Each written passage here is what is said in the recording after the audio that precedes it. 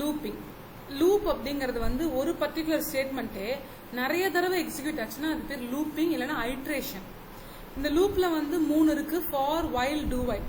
இதுல ஃபார் பார்த்தா முதல்ல வந்து அந்த கண்டிஷன் வந்துடும், இனிஷியலைசேஷன், கண்டிஷன், அதனோட அப்டேஷன்ஸ் இருக்கும். வைல்ல வெறும் கண்டிஷன் மட்டும்தான் இருக்கும். இனிஷியலைசேஷனை வைலுக்கு முன்னாடியும் அப்டேஷனை வைல் லூப்புக்குள்ளேயும் கொடுப்போம். இது ரெண்டும் பார்த்தா ஒரு கண்டிஷனை முதல்ல செக் பண்ணிட்டு அப்புறம் தான் அந்த லூப்புக்குள்ளேயே விடும்.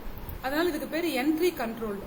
ஆனா டூ வைல் பார்த்தா முதல்ல அந்த லூப்புக்குள்ள இருக்கிறது ஃபர்ஸ்ட் அட்லீஸ்ட் ஒரு தடவையாவது எக்ஸிக்யூட் பண்ணிட்டு தான் கண்டிஷனே செக் பண்ணும். அதுக்கு பேர் எக்ஸிட் கண்ட்ரோல். வெளியில போறப்பதான் கண்டிஷன் செக் பண்ணுது. இது வந்து ஃபர்ஸ்ட் இந்த கண்டிஷனே தப்பா இருந்தாலும் கூட டூ வைல் வந்து கண்டிப்பா ஒரு தடவை எக்ஸிக்யூட் ஆயிடும்.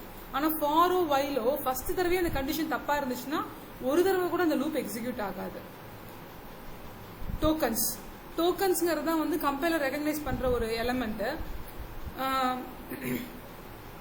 சில வந்து 6 விதமான டோக்கன்ஸ் இருக்கு.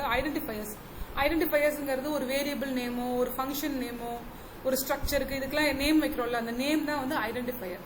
கீவேர்ட் அப்படிங்கிறது ஸ்பெசிஃபிக்கா இதுக்குன்னு ஒரு பர்பஸ்க்கு வச்சிருக்கோம். ஆட்டோ, இன்ட், கேர், இந்த மாதிரி இதெல்லாம் கீவேர்ட்ஸ்.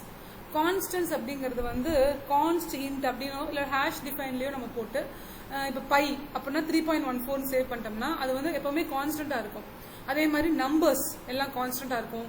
டபுள் கோட்ஸ்ல போடுறது எல்லாமே ஸ்ட்ரிங் கான்ஸ்டன்ட் இல்ல ஸ்ட்ரிங் லிட்ரல்னு சொல்லலாம்.